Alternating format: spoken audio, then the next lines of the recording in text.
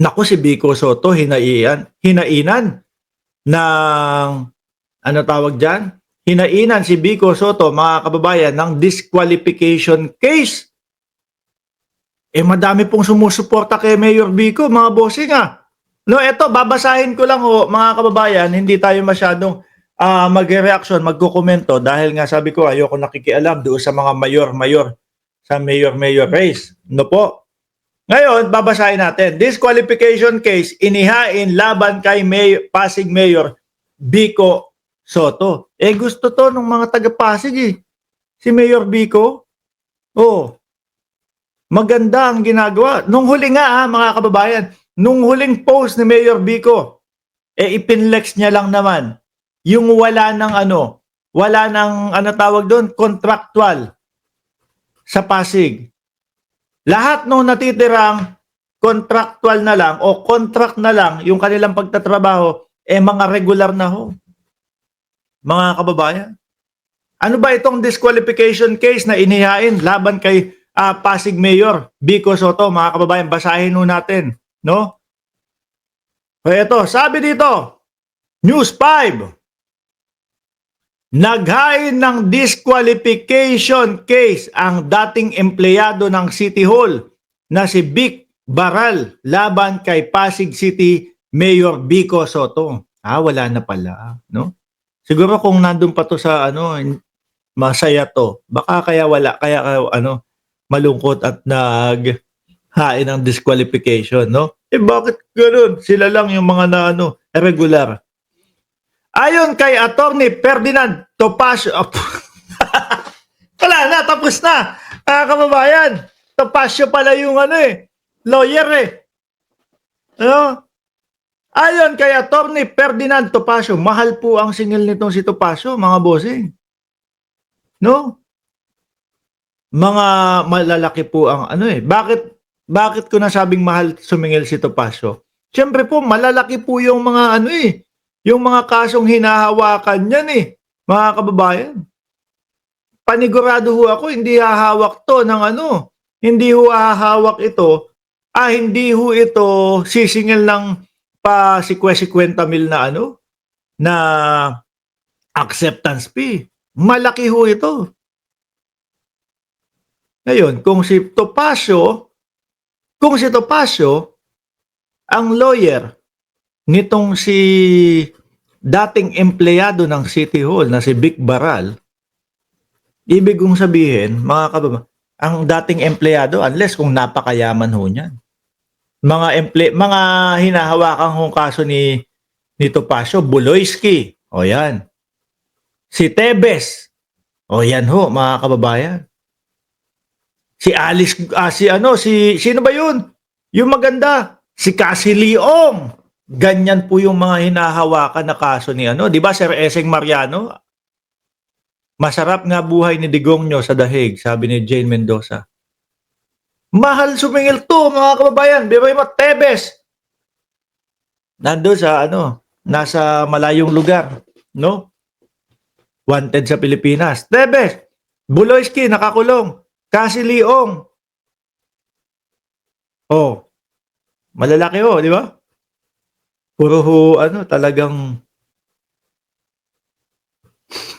kayo na po magsabi dyan sa comment section about po dyan sa mga kliyente ni Topacio. So mapapaisip ka, empleyado ng City Hall, tapos ang kanyang lawyer, no? Topacio, may nagbabayad sa likod nito. Kung ako ho, mga kababayan, kahit papaano, no? Maayos-ayos at magaan ang buhay. Hindi ko kayang bayaran to si Topacio para kunin ang service nito Sabi ni Jency Alapan, noon mga celebrity. Kumbaga celebrity lawyer nga ito Di ba? Tapos isang empleyado, hindi ko naman po hinahamak. Siguro may kakayahan naman po talaga na magbayad ng acceptance fee ni Topacio, itong dating empleyado ng City Hall. Di ba? Ayon kay Attorney Ferdinand Topacio, may mga ebidensya umano sa nangyaring payout ng allowance para sa mga Pasig City scholar, no? Oh, abogado din ni Bong Navarro, no?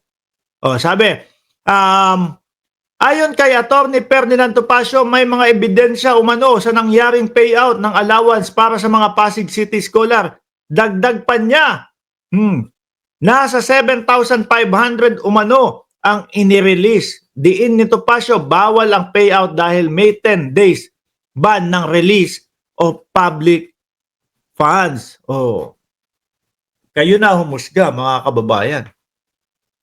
Kung ito po ba, mga bossing, is kung mismong yung empleyado talaga ng City Hall ang talagang may push na ipa-disqualify si Mayor Vico Soto. Or baka merong mga tao na nasa likod, no? At sinabi, kasuhan mo yan, si Vico Soto, kami ang bahala, kami ang gagastos. Pwedeng ganun, no? Mga kababayan, di ba? Pwedeng ganun, no? Ikaw na bahala magkaso dyan. Ipa-disqualify mo si Vico. Wala ho ang pambayad ng lawyer. Kami bahala sa iyo. Topacio bibigay namin sa iyo. Pwede hong ganun, mga bossing. No, para mapa-disqualify si Vico Soto. Diyos ko po, Lord. Ano ang nangyayari sa politika ng Pilipinas?